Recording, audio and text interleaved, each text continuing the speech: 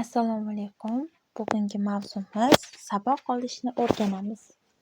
Darsimiz shiori: xatodan qo'rqma, ammo undan saboq ol. Darsimiz rejasi: darsni 3 qismga bo'lib oldim. Bular kirish qism, asosiy qism hamda yakuniy qism. Kirish qismda salomlashamiz, davomat olamiz, sinfni darsga tayyorlaymiz hamda aqliy hujum metodidan foydalanamiz. Asosiy qismda yangi mavzuni bayon qilamiz, guruhli topshiriq, vaziyatli o'yin o'ynaymiz. Yakuniy qismda uyga vazifa berish hamda baholaymiz. Dars maqsadi: ta'limiy maqsad o'quvchilarga hayotiy voqea va xatolardan to'g'ri xulosa chiqarish, saboq olishning ahamiyatini tushuntirish.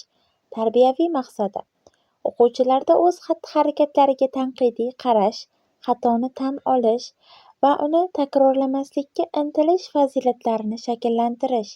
Uchinchisi, rivojlantiruvchi maqsad: o'quvchilarning mustaqil fikrlash, hayotiy vaziyatlardan saboq chiqarib, to'g'ri qaror qabul qilish ko'nikmalarini rivojlantirish. Xo'sh, o'quvchilar, sizlarga savol: siz oxirgi marta qachon bir xatodan saboq oldingiz? Ikkinchi savol: nima deb o'ylaysiz? Odamlar nega xato qilishadi? Uchinchi savol: xato qilish qanchalik yomon? Barakalla o'quvchilar, javoblaringiz bilan ham tanishib oldik. Endi saboq olish nima degan savolga javob izlaymiz. Saboq olish xatodan to'g'ri xulosa chiqarib, o'z xatti-harakatlarini yaxshilash demakdir. Saboq olish xatoni qayta qilmaslik va yaxshilikka intilishdir. Yaxshi odat hosil qilish: agar o'sha voqealardan yaxshilikni o'rganib, yaxshi odat hosil qilsak, bu ham saboq olganlikdir. Faqat hech narsa qilmagan odam xato qilmaydi, deydi dono xalqimiz.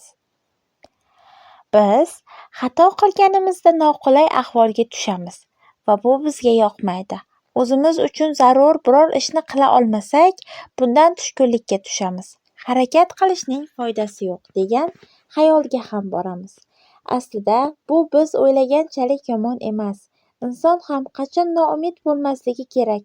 Xatolar tufayli biz yangi narsalarni o'rganamiz va bu oddiy hol ham hisoblanadi. Yangi narsani o'rganayotgan odamning adashishi tabiiydir. Ilgari bilmagan, qilib ko'rmagan ishimizni qilsak, birdaniga yaxshi natija chiqarmasligimiz mumkin. Tasavvur qiling o'quvchilar.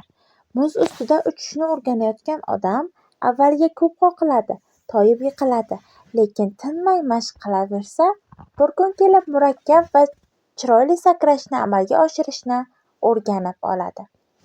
Xo'sh, o'quvchilar, saboq olishni o'rganish deganda tasavvurga ega bo'lgan bo'lsangiz, sizlar bilan 2 guruhga bo'linamiz hamda har bir guruhga bittadan vaziyat beraman. Birinchi guruhga: bolalar futbol o'ynab derazani sindirishdi. Ular bundan qanday saboq olishlari kerak edi? Ikkinchi guruhga: bir bola darsga uy vazifani qilmasdan keldi. O'qituvchi so'raganda u vaqtim bo'lmadi deb bahona qildi. Ikkala guruhga ham ikkita vaziyat berildi.